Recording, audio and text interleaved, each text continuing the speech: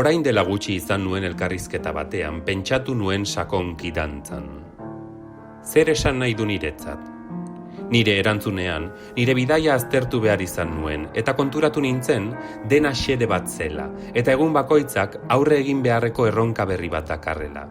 Eta dantzaren bidez, saiatzen naiz munduari zentzua ematen.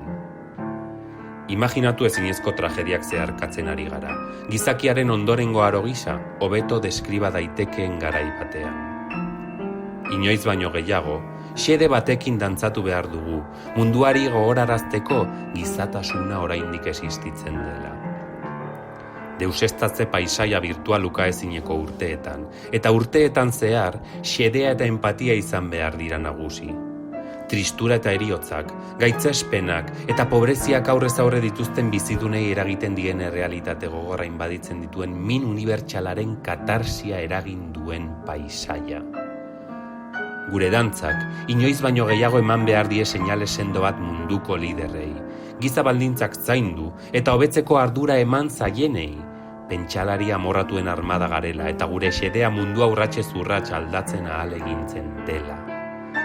Dantza askatasuna da, eta aurkitutako gure askatasunaren bidez, munduko hainbat txokotan aurrez aurre egin behar dieten tranpetatik askatu behar ditugu besteak.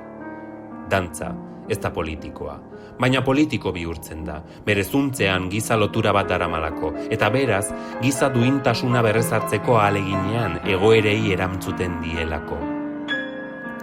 Gure gorputzekin dantza egin ahala, espazioan eroriz, eta elkarrekin korapilatuz, mugimendu indar bihurtzen gara, bihotzak ehunduz, arimak ukituz, eta hain etxi-etxian beharrezkoa den sendabidea emanez.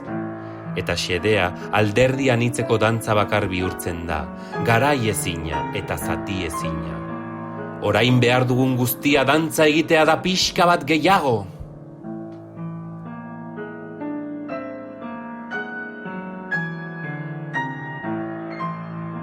Fue durante una entrevista que tuve recientemente cuando reflexioné profundamente sobre la danza. ¿Qué significa para mí? En mi respuesta tuve que analizar mi viaje y me di cuenta de que todo se trata de un reto, que cada día presenta un nuevo desafío que hay que enfrentar, y es a través de la danza cómo trato de dar sentido al mundo.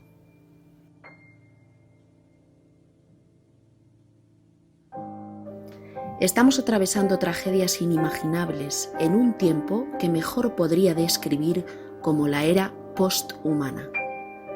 Más que nunca necesitamos bailar para recordar al mundo que la solidaridad todavía existe.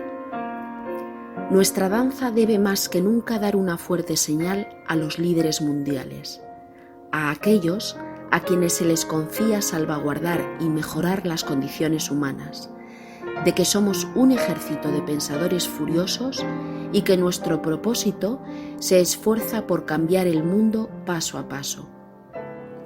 La danza es libertad, y a través de ella debemos liberar a los demás de las trampas que enfrentan en diferentes rincones del mundo. La danza no es política, sino que se vuelve política porque lleva en su fibra una conexión humana, y por lo tanto responde a las circunstancias en su intento de restaurar la dignidad humana. A medida que bailamos con nuestros cuerpos, cayendo en el espacio y enredándonos juntos, nos convertimos en una fuerza de movimiento tejiendo corazones, tocando almas y proporcionando la curación que es tan desesperadamente necesaria. Y el desafío se convierte en una sola danza, invencible e indivisible. Todo lo que necesitamos ahora es bailar un poco más.